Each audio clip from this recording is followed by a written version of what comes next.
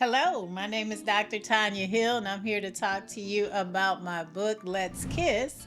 It is a book based upon life skills that I think we all need as a great foundation to avoid pitfalls that'll lead to chaos. And so I'm going to share with you some of the things I've learned over the course of my 55 years that will help you live a life filled with joy, happiness, and fulfillment. All right, so my background is I'm a native of Milwaukee, went to the best high school in the city, Rufus King High, go Generals. Graduated when I was 16, attended Marquette University, studied business there. After completing Marquette, I opened a hair salon because I always wanted to be an entrepreneur. I don't like people telling me what to do, so I wanted to be my own boss. And then that led me down the road of network marketing. One of my clients introduced me to that industry and I fell in love with it. So for the past 29 years, I've been a network marketing professional. So growing up, I grew up in a household where there was a lot of violence. My dad was a person who was he went to the military right after high school. I don't know what he went through there, but I know that when I was a little toddler, I can remember him coming home intoxicated and being very abusive to my mother. And so I believe that, I became really withdrawn in terms of my communication style because I would pray as a child and say, God, if you are real, then you'll stop my dad from being abusive to my mom. So that's when I started not believing in prayer because that would be my prayer every single day and it never happened. So as a result of that, I thought that, since this higher power isn't receiving my communication, what good is it to share my thoughts with anyone else? So, your parents are your first mentors because you duplicate what you see. Children live what they learn, what they live. So, whatever type of lifestyle you grow up in, that's what you're going to learn. So, I grew up in a home where my mom, she did it all. She cooked, she cleaned, she sewed, she made sure that we were very polite, mannerable, that did well in school, and all of those things that parents make sure of. My father was a great dad as well. He cooked, he cleaned as well, he worked a job, he had a business, he was an entrepreneur. And so combined, I learned a lot of things from them in terms of life skills and just to be a responsible citizen of the world. Of course, you also learn habits that are not so good because I could have easily been an alcoholic if I would have duplicated what I saw my father do on the weekends. He was a functioning alcoholic, but he still was. But I chose not to. So even in life, when you have your parents in place, their job is to make sure that they take care of you until you're 18 and able to take care of yourself. It's up to you to decide what you're going to take away from what you learned from your parents because we all have free will. So I never am going to blame anyone outside of myself for the choices that I make because I could have easily decided, well, I'm just going to, drink and eat poorly for the rest of my life because that's what my dad did. But I looked at his life and decided, I don't want that type of outcome, so I'm not going to make those choices.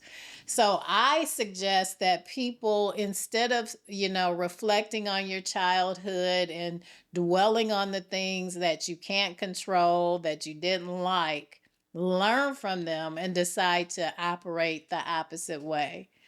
So I just believe that that foundation is set for you to be taken care of, and then you decide what the rest of your life is going to look like. Mentorship is so important because it's the shortcut to your success. So I believe that a lot of things that we're told to go to school to learn, we would be better off learning directly from an expert who's already accomplished. It would save time and money. So my very first professional mentor, is Mr. Tommy Arnez. Tommy Horde, his middle name is Arnez, and he's still a stylist here in Brookfield, Wisconsin. He was phenomenal. He taught me discipline. He taught me professionalism, the importance of communicating with my clients effectively, over under promising and under delivering. He taught me, basics of finance and business, and how to retain clients, how to scale a business. He was a great father, a great husband. He's a minister now. And so he was also the person who led me to Christ. So he was a great mentor in my teenage years and my early 20s. Who you are, the people in your life, they either help or hinder you. And so you have to be so conscious about the people in your life and how you invest your time. I learned, when I started my network marketing journey, that the 5 people you surround yourself with the most, if you take their income and average it out, is probably yours. And it's the same with energy and mindset. It's not just about money, but typically, if a person is attracting abundance, they have a mindset of abundance, which is typically a positive one. Now, of course, there are always exceptions to the rule, but you become who you surround yourself with. Birds of a feather flocking together is not just a good saying, it's true. You don't see eagles hanging around chickens, right? And so if you want to elevate yourself, you have to be around people who are constantly elevating themselves. So it's very important to be mindful of who you surround yourself with, and energy.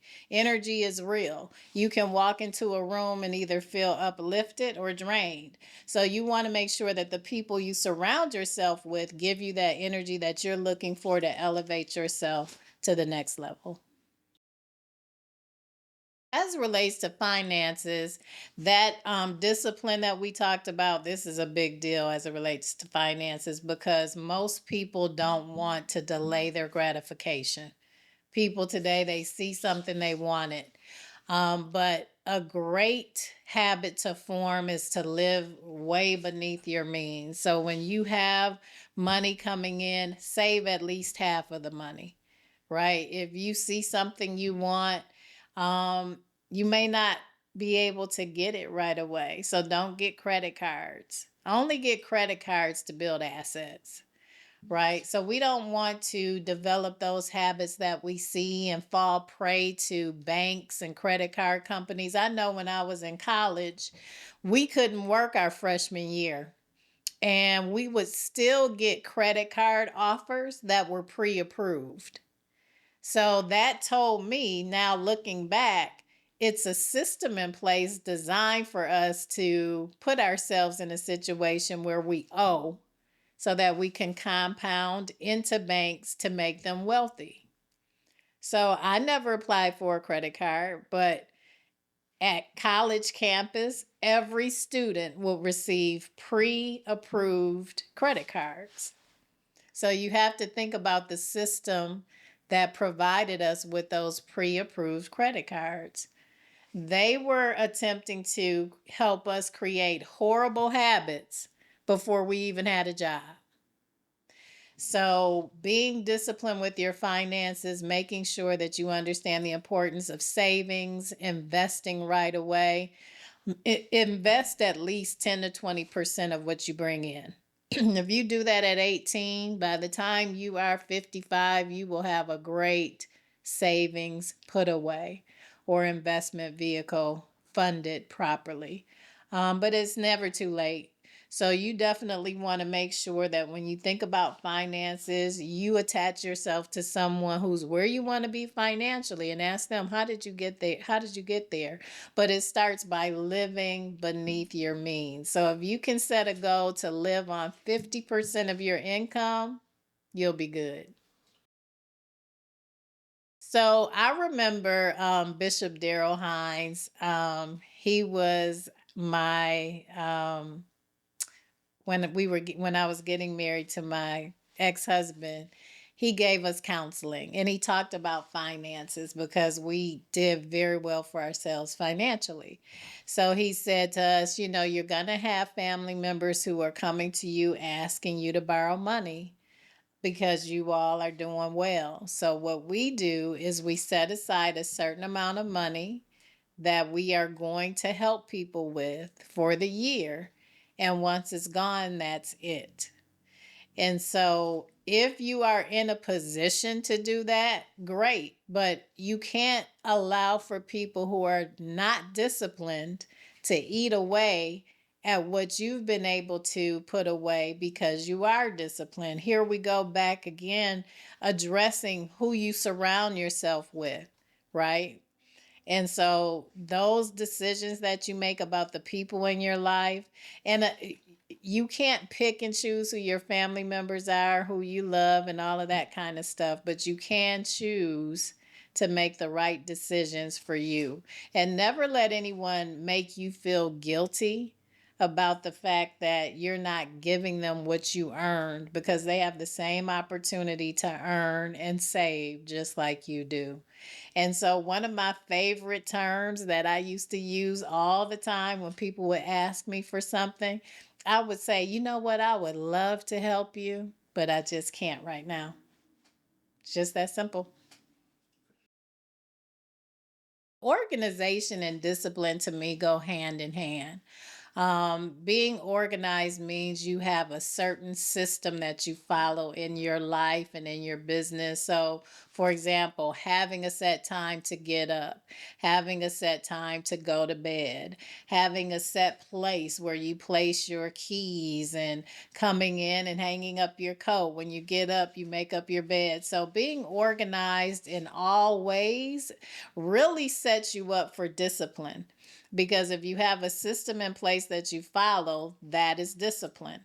And so, with any business, any skill, in order to master it, consistency is the key. So, organization is the doorway of consistency because if I have a system lined up for myself for my professional life, where I know the number of calls I need to make, the number of meetings I need to have, what time of day I'm going to do my work. It all comes together. And it's just like an Olympian who wins a gold medal. They're not surprised because they've been organized, disciplined, and consistent all of their life. And that led them to the gold medal. So I believe those three things are very important: organization, leading to discipline, and then consistency. So, as it relates to healthy eating, I grew up in the house. My mom was pretty health conscious, but Tommy took that to another level because he didn't eat pork, he didn't eat beef, so we would only eat fish and poultry. So, he taught me how to eat clean. We didn't drink sodas at the salon. We gave, healthy alternatives to our clients as snacks. And so that was my first exposure to really being conscious of what I would put into my mind and my body because we only listened to gospel music at the salon. So when we talk about health, mental health and physical health are both important. As it relates to what I eat now, I eat clean. I studied with a gentleman who was Dr. Sabi's chef, and he taught me the importance of alkalinity, which is putting things in your body that heal the body as opposed to things that cause disease and mucus forming ingredients that we put in different foods. And so eating this way helps me have, I believe it adds to my clarity of thought. It keeps my weight down. A lot of the women in my family were overweight, so I'm very conscious of, staying below a certain size, and definitely eating clean helps with that. And so I believe that we should be so conscious of what we put in our bodies because it affects every area of our life. I have a lot of energy. Um, I don't have, and positive thinking goes along with healthy mindset. But I believe how you do one thing is how you do anything. So if you are interested in a healthy body, you should have a healthy mind, and that comes with positivity and who you surround yourself with as well. So I can go on a tangent on both of those things, but I'll leave it right there.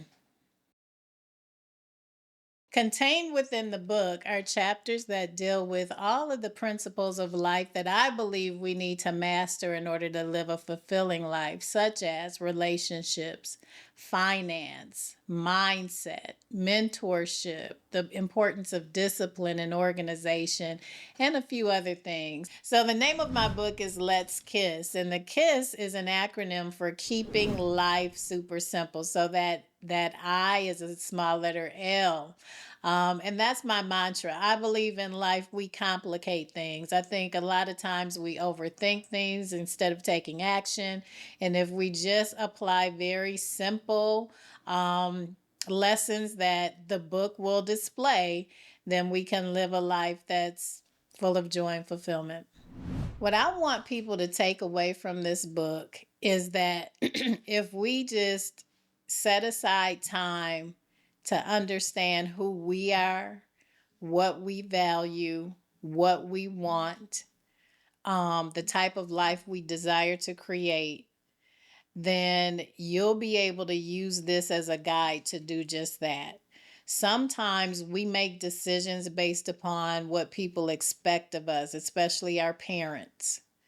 And so I know I have. I went to Marquette University. I didn't want to go there. I studied business. Why? Because I was good in math, and that's what my guidance counselor and parents taught me to do. So it wasn't me really understanding who I was and what I wanted and what my passions were. It was just me following, the desires of people outside of myself. So hopefully, after reading the book, you'll be able to understand how important it is to have a relationship with yourself, to gain clarity on who you are, what you like, what your passions are, what you want your mark to be on this earth, so that when you leave, the story that's being told is one you orchestrated and not one that somebody else gave to you. So hopefully that'll be the takeaway of the book. So my book can be bought on my website, which is simplydrt.com, simplydrt.com, and I'm all over Facebook, LinkedIn, Instagram. You can find me under Tanya Hill or Simply Dr. T on Instagram.